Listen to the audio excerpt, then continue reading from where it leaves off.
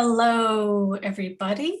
I am Morgan, and I'm here to welcome you to our first ever episode of Conversion Conversations.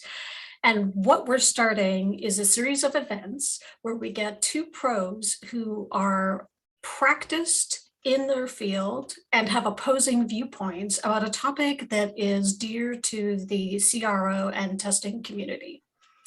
So I hope you'll join us on this journey to learn more, get involved, and challenge your assumptions. If you'd like to have the recording of today's session, please sign up for the link through the link, and you'll get that in your inbox in 24 to 48 hours. In the meantime, I hope you'll join us and raise your hand or pop your question in the chat, and I'll be taking a look at those. Today's topic is about meta-analysis, and I'm really pleased to have both Jonny and Jakub here. Jonny is the conversion director at Journey Further, and Jakub is the founder of GOODUI. And if you've been following either of them or you're into this topic, you'll know that they have a very good-hearted conversation pinging back and forth on LinkedIn. So we're very happy to have them here to talk more in depth about their stance on this topic. Today's format will be a brief introduction from each panelist, and they'll be able to ask a question of the other that they've always wanted to know the answer to. Then we'll open up and have open space and welcome your questions. So without further ado, let's get started. Let's see here. Jakub, why don't you take it away and give us a brief intro for yourself? Sure. So hi everyone, under GOODUI, as Morgan, thank you for mentioning. One thing we do with experimentation teams is we seek patterns.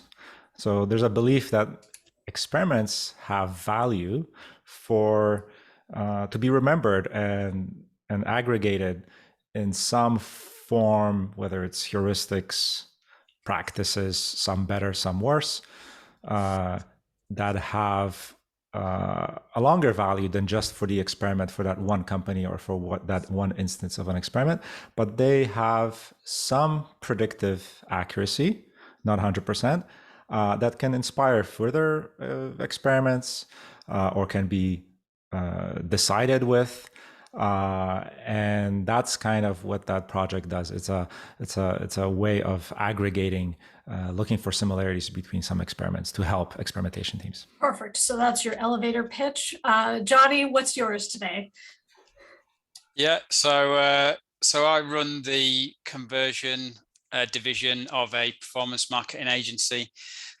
We run experimentation programs for clients, and mostly full service retainers. So we do everything for them in relation to experimentation. I think one of our USPs is that we try to approach experimentation more strategically than it often is done. So I very firmly believe that experimentation can and should support business strategy and sort of bigger decisions that businesses want to make, whereas traditionally it is, it's quite a spray and pray thing where people tend to just come up with a load of random ideas and churn through them and try and prioritize them. So that's a little bit how we differ. Great. Thanks for that, Jonny. All right, so let's get the gloves off, so to speak. And Jonny, I'm going to start with you.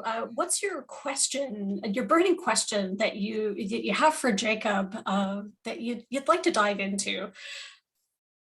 Yeah, I think let's give a little bit of a background to how this came about. First of all, just for a bit of context, probably to set it up. So. We being an agency and having lots of different clients that we run lots of experiments for puts us in a position of having a lot of data on experiments across different kinds of clients.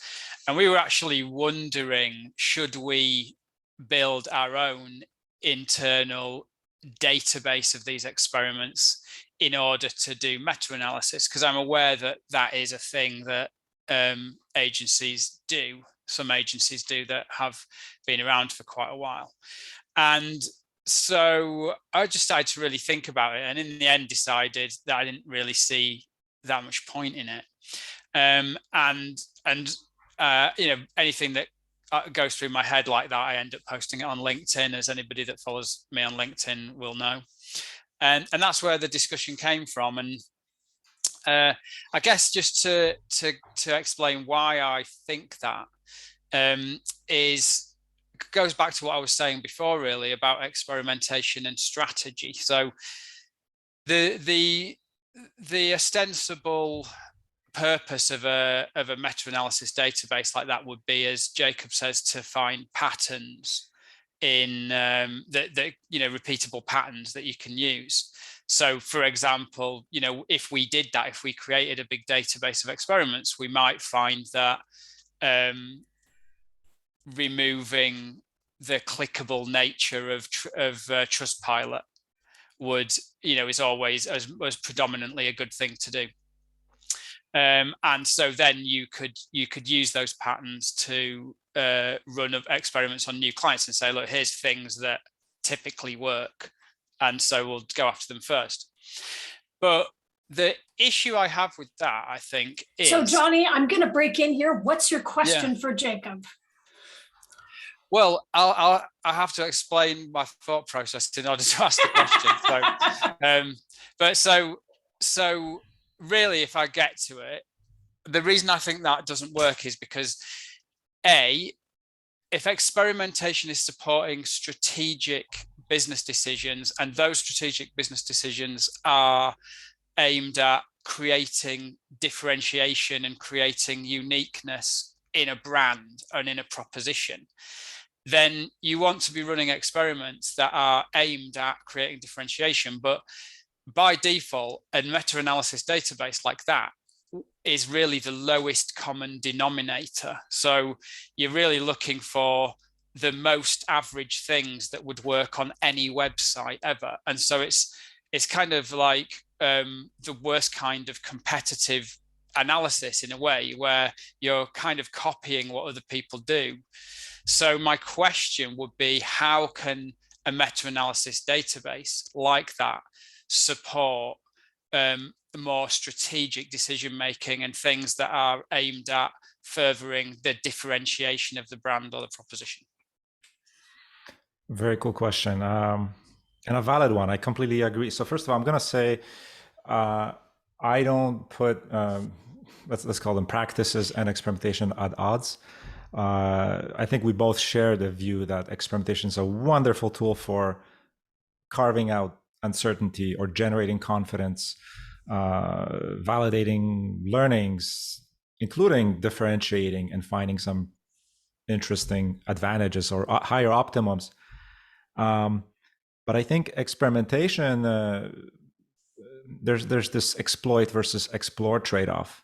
And I think differentiation is one way of attaining those higher optimums to the given metrics that businesses are after, whatever the metric is, right? Whether lifetime value, revenue, or something else. Exploiting doesn't necessarily have to be, or relying on something that has worked before doesn't necessarily have to push people down and keep people down at the average level. I think there are, when we start working with numerous companies, including, you have multiple clients, different clients or different companies have different starting positions, and some could be below average, right? They might be starting a new experimentation program and have missing calls to action or something, or let's say a call to action further, like 10,000 pixels further down, and that could be easy or highly probable, for example, pattern that could be applied that could lead to an improvement. And I would imagine that part of the effectiveness of an experimentation program is weighing, determining whether those are gains. And in fact, if that's a gain, then that's a gain, whether it comes from best practice or from whatever other source. I think that's, correct me if I'm wrong, but that would still be valid, an improvement for our company that you could generate. Yeah, definitely. I mean, I think there is definitely some value in sharing experiments, and like, you know, in people who run experiments, sharing those experiments, because they have interesting stories behind them. They, you know, I mean, I do it. I have a newsletter and I share experiments that we run that have interesting outcomes, and that sort of create, that, you know, that cause you to think about things that are not what you would expect and things like that. So so there's definitely some value in that. I think the potential, well, there's one potential issue, is that people would use that data without testing it. So, and I think that's probably what quite a lot of people do with those kind of meta-analysis databases, is to go, well, if this pattern works quite well for various other companies, then we'll just do it. And that is, you know, that sort of really defeats the point, because as you're demonstrating with the pattern and with the data around the pattern, it's only showing a probability that it might be likely to work slightly better than other stuff, and not a definitive answer that will work on your website. So that's one of the issues. The other issue is that it's very hard to classify things in neat ways, and actually that's what we ran into when we started thinking about an internal meta-analysis database. How do you actually classify things into patterns? Because things don't neatly fall into those patterns. I mean, you know, there are certain kind of quite common tests that you might run, like the test on Trustpilot that I mentioned is a classic thing that, you know, a lot of companies like us will test. But other tests, there's complexity around what it is, why you're doing it, where it came from, and just sort of saying that it's the call to action on a product page or whatever. It doesn't really speak to why you're actually doing that and the meaning behind it. So it's quite hard to classify things that in a way that can be easily grouped. So those are, I think the main issues that I see. Mm-hmm. And I think those are two valid points. And I think you touched upon the decision whether to test or just purely decide, right? That's one thing. I'd love to unpack that. Completely valid. And then the other thing is the difficulty of looking at 5 or 10 similar tests, and that similarity, yes, that will be subjective. You know, what you or others might count as like a Trustpilot test, there will be heterogeneity always. No two tests are alike, and there's some, I guess, subjective boundaries whether we kind of include that test or that set of tests in that analysis or not. Sure, that's difficult, and it's never the same, never completely unique. They are similar, right? I want to touch upon this experiment versus implementation thing.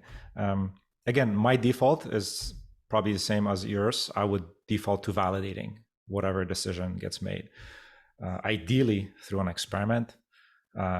If we can't do an isolated experiment, maybe we can do a time series, an observational study, lower quality, less sensitivity, but still a valid method. And sometimes what I'm trying to say is that decision whether to experiment or to test, I would always respect the team doing that decision, because they might be, you know, a simple example might be maybe they just don't have enough testing sensitivity to run an experiment, or maybe the test will take 6 months, or they will have to lower their acceptance threshold to like a very low power or something like that, right? So there might be cases like that might push people to sometimes just make a decision. And in that case, if they are acting on something probable, that's, I think, a business case to at least take that and act on it. What you mean Yeah. without testing? Well, yes, I'm highlighting some cases that testing, although is the default and is a, if possible, always encouraged, but there might be cases where it's sometimes it takes a year to detect a 2% gain. That's, let's say that's an estimate for something. Right. So that point being that if you're detecting patterns from companies that have higher volumes of data, then if you have lower volumes of data and you can't really test, then you can learn from those patterns. Is that the point? That's one use case, to make a instant decision, right? If it's if it's not sensitive enough, and that if the experiment will just not see that change, right?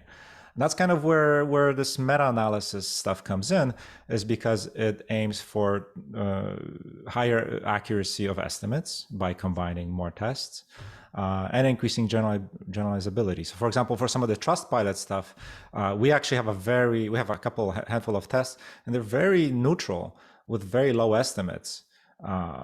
So that's one direct use case.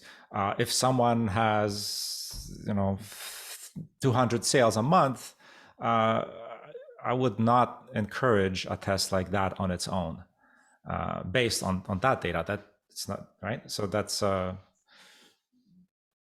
and that opens up the door to not everything can be tested or detected. Yeah. So what are some of the strongest patterns that you've been able to detect in GOODUI? Sure. So some things that come to mind are choices.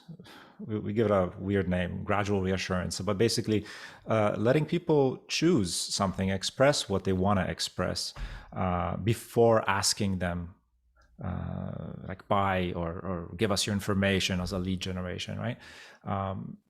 In the context of e-commerce, it could be, hey, what kind of shoe size would you like? What kind of color would you like? What kind of deodorant kind of smell would you like? Or as a student, are you looking for part-time or for full-time, right? To respect their schedule. And some of these questions we find that people want to answer.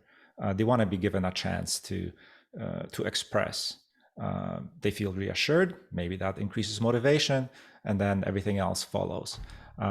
That's a highly replicable test example. So do you mean limiting choices, or just presenting choices as an array? Like what would that be like, rather than just saying buy now, saying buy blue or buy red? Is that what you mean? Yeah. So, I mean, in the context of Amazon, let's say, you're buying a hard drive. Do you want a 1 terabyte, 3 terabyte, half a terabyte, right? And having those choices prominent has a good effect on adds to cart sales and so forth. Yeah. So I mean, that's obviously a really valid thing that anyone should test. I would still be concerned about not testing it, because, and I think my where I'm coming from with this is kind of anecdotal in a way, but after many years of running experiments, the thing that I would say is the truest thing that I could tell anybody is that it's really hard to have these sorts of predictions. So just the reality of running tests is that you can be very convinced that something's going to work, and it can seem like completely and utterly logical, and you could have seen it work on like lots of other sites, but it can still have a dramatically opposite effect in certain situations, and without really any indication as to the reason why that's happening. So that's I think the key is that, and that's one of the things that I just think about a lot with a meta-analysis database, is that inherent in what you're doing is a lot of assumption about why the thing happens. So, if somebody runs a test and they record it as a pattern and that's what they've done, then you are assuming that the reason why that worked is the pattern that you've identified. However, it's entirely possible that it could be something completely and utterly different, such as it's changed the layout of the page and it's pushed something below the fold or above the fold, or it has just indicated some price to somebody that they weren't aware of before, or something like that. So that's the thing, is there's a big sort of assumption baked into it as to why that result is what you saw, that you're then matching with other assumptions like that, but actually you don't know that. And that is what happens when you really test things, is you realize that what you thought was going to happen didn't happen for a reason that you probably will never know. So that's the other issue, I think, that and actually, like, that isn't an issue if you sort of think of it as insight, and you think of it as a way to potentially think about new test ideas. But it is a problem when you're just going to do it without testing it, I think.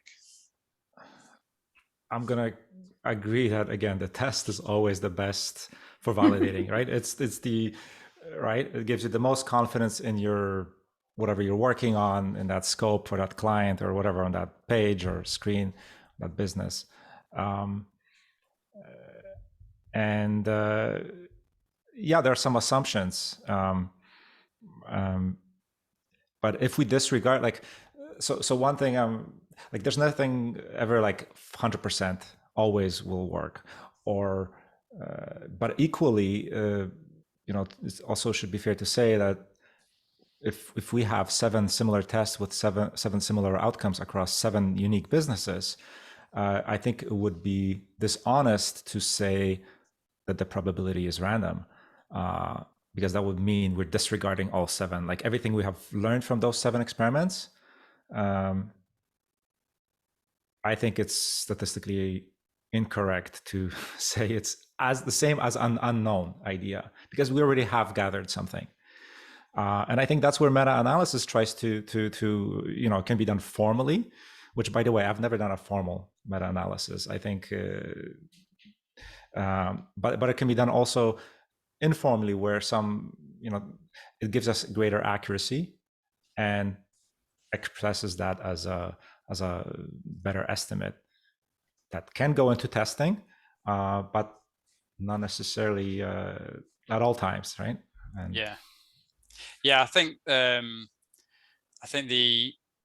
other interesting thing is that the concept of meta-analysis comes from sort of heavily controlled scientific experimentation, I think, where, like, you would run a number of experiments in the exact same controlled way in order to demonstrate the repeatability of the finding.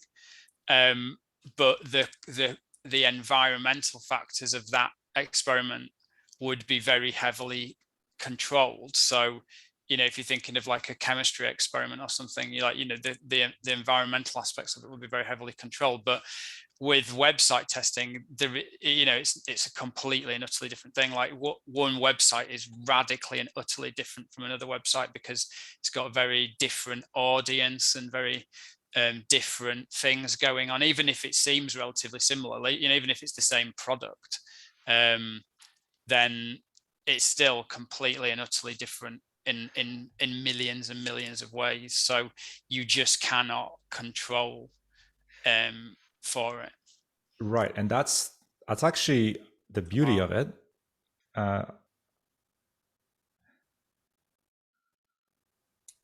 Okay. I'm just going to, we have a question here from Jonathan, and he's saying, how do you control for external variables in a data set and meta-analysis? Are you controlling for seasonality, or is it the expectation that the scale of the data set will normalize all those variables? And we have another one that just came in as well, but I'll leave y'all with that one to begin with.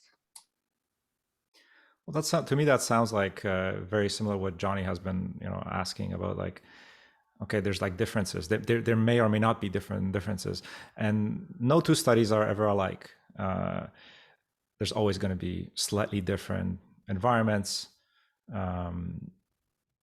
slightly different variables, and I think the best that we can do is each study reports on that transparently. And then we decide whether we account for that or not. Okay, thank you. So Reese has a question as well, and I'll read it here. If you were tasked with improving a landing page that was converting at 1%, let's imagine that the page is awful. There's no social proof, the headline is muddled, and the page loads slowly. Where would you start? Would you test the obvious problems, for example, best practices, or would you focus on gathering qualitative and quantitative data before even thinking about what to test? Jonny? So I dropped out and came back. I don't know if you noticed. We had a conversation. We did notice because we were focused on the interaction. We had a conversation before this call about bad Wi-Fi, and that's exactly what happened. My Wi-Fi dropped out. So I only heard the second half of that, sorry. So, yeah, sure. So if you were tasked with improving a landing page that was converting at 1%, let's imagine that the page is, I'm going to say, bloody awful, even though I don't know where this person is from. There's no social proof, the headline is muddled, and the page loads slowly. Where would you start? Would you test the quote unquote obvious problems, for example, best practices, or would you focus on gathering qualitative and quantitative data before even thinking about what to test? That's from Reese. Yeah, that's a brilliant question. And going back to what I said right at the beginning, testing should really be about, trying to further what you're doing from a strategic point of view. So the approach really is to understand what is the point of the landing page. And in order to understand what the point of the landing page is, you need to really understand what the proposition of the product is, how the customers, how they want to interact with you and how they want to interact with the product, because you need to understand what it is that's going to trigger them to be interested in it. So this is a great example of exactly what I'm talking about, is that the things you test should be unique to you. Let's just hypothetically say that the product, I'm going to use a real example. We have a client who sell various different products, but we built a landing page some time ago for an air bed. There's an inflatable bed, and their product page wasn't performing very well. So we decided to build a new landing page for various other reasons. We couldn't do much with the template of the PDP of the landing page on the retail site. And so the very first thing was we wanted to understand what makes this product different. Why do people buy it? Why do they like it?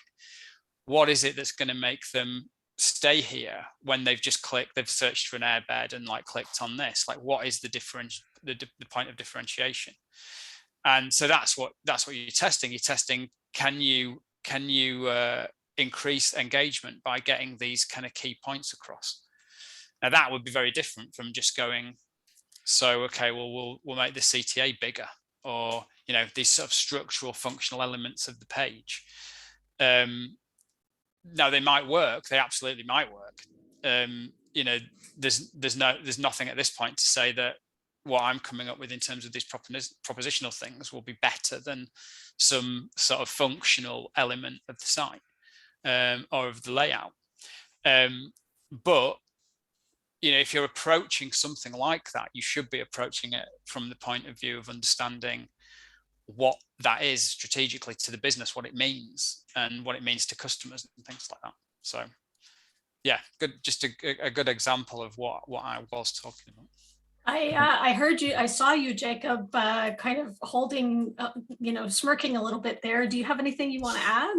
Sure, yeah. So my take on that same question would be, so assuming, strategy is in place and those discussions took place and everyone's agreed that this is the product to sell and they have the right metrics in line to agree upon, and assuming that that page wants to generate more leads or generate more sales, it goes back to that kind of exploit versus explore trade-off. Do we go completely into unknown, which could be interesting, or do we make a leap?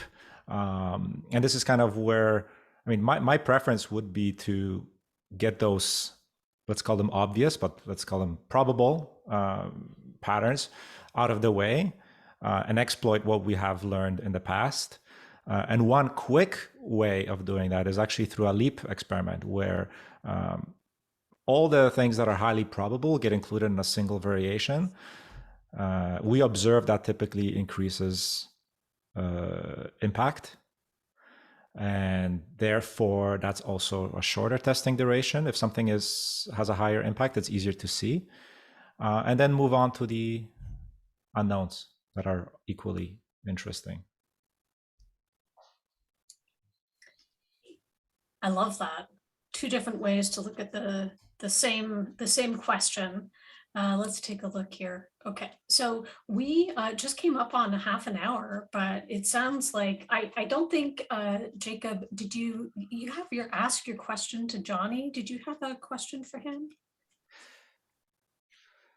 I have some points here to discuss further, like examples of meta-analysis, and maybe that can be turned into some questions if Sure. like if these are all valid use cases, or if these are potentially useless or useful. So let's explore that a bit. Are you game, Jonny? We have a few. Yeah, go for it. Okay, excellent. Take it away. So one simple use case, and this goes back to what I mentioned before, like the formal meta-analysis. And I'm admitting I'm not a data scientist nor a taught statistician.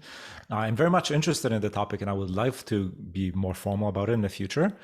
But I want to start off with an example where I think we've all done this little informal meta-analysis to some degree, and it's a simple retest, right? So we have an experiment where it's like, okay, it did whatever it did. Maybe it was significant, but someone has a hunch and feeling like, hey, it's still not, I don't know about this. Maybe it was run in December or something, right?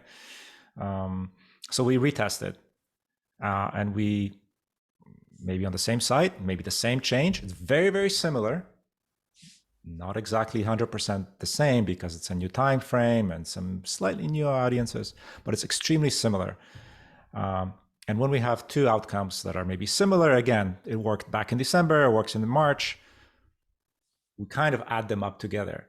And I think that's a simple meta-analysis that's informal. So is that repeating an experiment on the same website? Yes. Yeah. So that's interesting, but that's almost like a completely different use case, right? Because that's sort of repeating an experiment to check for generalizability rather than trying to find patterns in across different websites or whatever. So it is a very different kind of use case. Like how would somebody use that? Or do you add? Is that just giving greater weight to the pattern? Or I think that's an example of where something is very homogeneous, right? Again, like the same website. And I think the generalizability increase is very low because it's so similar, right? But I think what we're after is the second part of a meta-analysis, which is a more accurate effect, right? Some might think that, okay, if it worked in December plus 7% of sales, and in March it was -5, we'd be a little bit hesitant to roll that out, right? Or I don't know, maybe that's only a change to be rolled out during December or something like that.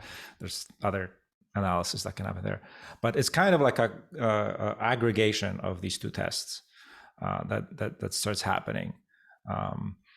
Whereas if they're both positive during different time frames, or maybe on different product pages even, so same company, slightly different products, And same thing that happens. We kind of aggregate because we want to have a bit more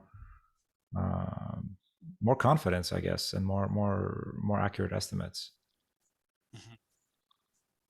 So that's one use case. Yeah. Okay. I see a question here from Michael Johnstone. He's saying, when does the database become outdated and what do you do about that? Is there a risk that successful patterns from 2, 3, 4, or 5 years ago just aren't viable anymore? For example, new technologies, consumer maturity, etc. It may or may not. It's not a given. Okay. Some things can be, recently we were discussing the same question in Ronnie Kohavi's class, Accelerating Innovation Through A/B Testing. Wonderful class, by the way. And Ronnie shared some graphs of how Bing did over the time, their cumulative graphs of their revenue per search or something like that. And yes, there's ups and downs and peaks and valleys, but the general trend was that the graph didn't fade. It was increasing. We've seen some of that in with some other clients as well. But I think the most honest answer is some things may decline, deteriorate. Some things may remain stable. Some things may improve. That's my 5 cents. So it's there's some interesting comments here that I'm seeing, and I don't know if you have that chat window open, but there's here that I think Jonny's approach is much more people-centric and Jakub's is more technical and analytical, and it's very interesting to see the different approaches. And Jonathan's comment here, which I think is interesting, it's difficult to understand how you can generalize on a result when the environment changes so radically. For example, when a scientific meta-analysis is produced, usually because it's expensive to test in lab settings or because your sample sizes are tiny, for example, rare diseases, it feels like it's incredibly risky to be using the results of similar but not identical tests on t-shirts, donuts, double glazing, and laptops to inform how you should sell cars. Comments? Yeah, so I think the thing about people-centric and technical is not quite right. I mean, I guess like I approach experimentation from a people-centric point of view. However, then the experimentation aspect of it is technical. Like, we're coming up with ideas using research and particularly using sort of people-centric strategy and an idea of profit strategy and brand strategy and things like that. But then we're testing in a very sort of robust technical way. I guess actually my question about meta-analysis database is the reason that I don't necessarily believe it's of value in some instances is that I don't think it is as robustly technical as it would appear to be. For interestingly, the reasons that Jonathan Crowder is saying here, that it sort of seems like it is a very technical statistical thing. However, there are so many problems around it to do with audiences and differences and things like that it probably doesn't actually do what it's meant to do in some cases, not in all cases. I think, if I may add, I think there's an assumption that you can only meta-analyze identical experiments. And technically, identical experiments, I'd say they don't exist. Even when you rerun the same, unless I don't know, maybe one could imagine some pristine physics experiment where everything is exactly the same. Even the time frame will be different there, right? So philosophically, there might be some tiny differences. And yeah. I think actually, if I'm thinking aloud now, but really, I think that what good UI is and what you're doing with it would not, I wouldn't necessarily change it, but I think you could add a layer of value on it by sort of almost making it into a sort of community type sort of social, not really a social network. What I'm getting at is like what I mentioned earlier before briefly, is that there's a lot of value in people sharing experiments that they've done and their assumptions about them. And I think a lot of people are interested in sort of debating those things and saying, you know, we ran this experiment and this was the outcome. It's unusual. What do you think? And then, you know, people love to get involved with that sort of stuff and go, well, I think, you know, it could mean this, it could mean that. And there's quite a lot of value in that sort of sharing of experiments and having a kind of a forum to share those experiments, because really the interesting part is the storytelling that goes around it and the debate that goes around it, around with UX and things like that. So there's actually, like, you know, to have a base of a database of experiments and a place where people will input experiments and share them and talk about them would have a lot of value. But I just think that the attempt to sort of make statistical patterns out of it, it wouldn't be as valuable as that. That's just my view. Yeah, agreed. I mean, subject communities, and that touches like peer review. People talk about, you know, try to tackle experiments from different angles and run checks on each other. I think that's completely valid. I also, want to stretch this beyond good UI. This is not just about, you know, what I'm doing, but I would encourage. I mean, to your earlier point, like, you know, there's something about you wanting to start a database, but kind of lost interest or something like that. I would encourage companies to build more of an institutional memory and keep track of certain patterns, either specific or general. There's certain tools, I think, that are starting to tag certain tests as even as broad as a social proof, right? So there's this very wide like lens through which tests can be thrown in as social proof. And then they could be very, very precise. You know, a testimonial on on a product page, or a testimonial on a checkout page, and those in itself, once we zoom in on those, they also might have different outcomes, right?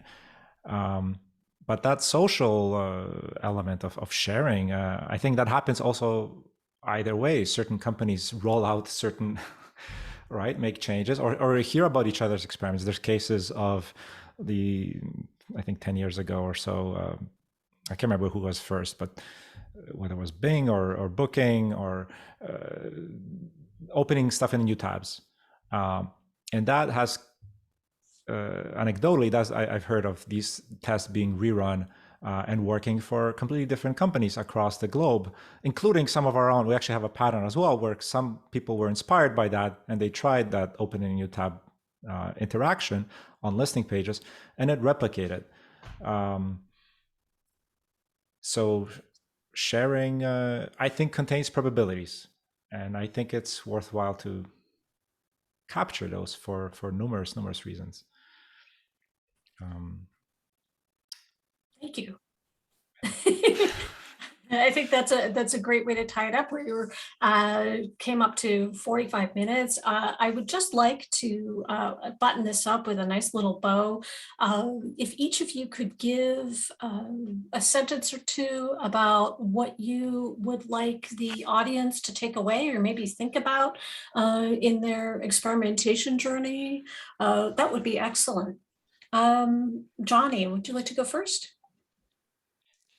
Yeah, I think I guess a part of what I see as my mission really is to change the way people think about what experimentation, what CRO is, and where I see it going from is just, you know, churning through little ideas to it actually being something that services business direction and things like that. You know, one of the things I often say to people in these situations is, you know, think about how anything great happened. Like nothing great that happened in the history of civilization, modern civilization, did so without the scientific method and process, you know, getting to the moon and all that sort of stuff. And what happened was they had a vision and they used experimentation to piecemeal step towards that vision.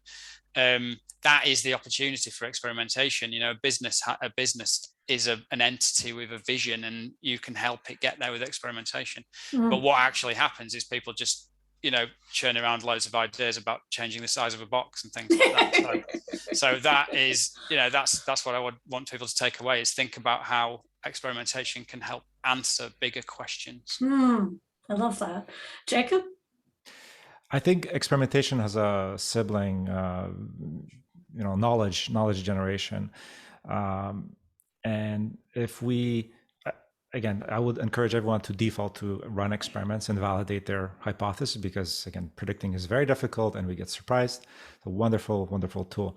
But if we forget what those experiments generated, and if we forget about this, the ability to create knowledge, as many professions do, military, medicine, every day, we will be rerunning the same experiments. So encoding the outcomes of multiple experiments as patterns, as heuristics, some better, some worse, some better in certain situations, some meh in certain situations, right? Is very, very valuable, and I would say professional as well, to share that knowledge and inspire others with it, either to run more experiments, or sometimes, if they don't have the time, sometimes to act on it. All right. So without further ado, if anyone here or listening to the recording has any follow-up questions, what's the best way to reach you, Jonny? LinkedIn, probably. So, and also, if anybody doesn't already follow me on LinkedIn, then please do, or connect to me. I talk about all this sort of stuff all the time. So, and yeah, just drop me a note on LinkedIn. Okay, perfect. And for you, Jakub? Same. I love LinkedIn and chatting with Jonny on, you know, there as well, agreeing most of the time, sometimes not, but yeah. Excellent. Well, thank you very much to both of you for taking part in the first episode of what's hopefully many for Conversion Conversations. And it was really lovely to put you in the same room and to really get this back and forth in real time, rather than you know, liking and applauding on LinkedIn. So that was excellent. Thanks for your insights. And thank you very much to all of you for attending. If you have any ideas about who you'd like to see or what topics you'd like us to cover, please feel free to connect with me on LinkedIn as well and drop me a line, and we will definitely distill those and come up with something that is going to get you excited and learning in a new and dynamic way.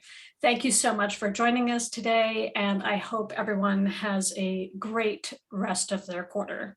Take care, everyone. Bye.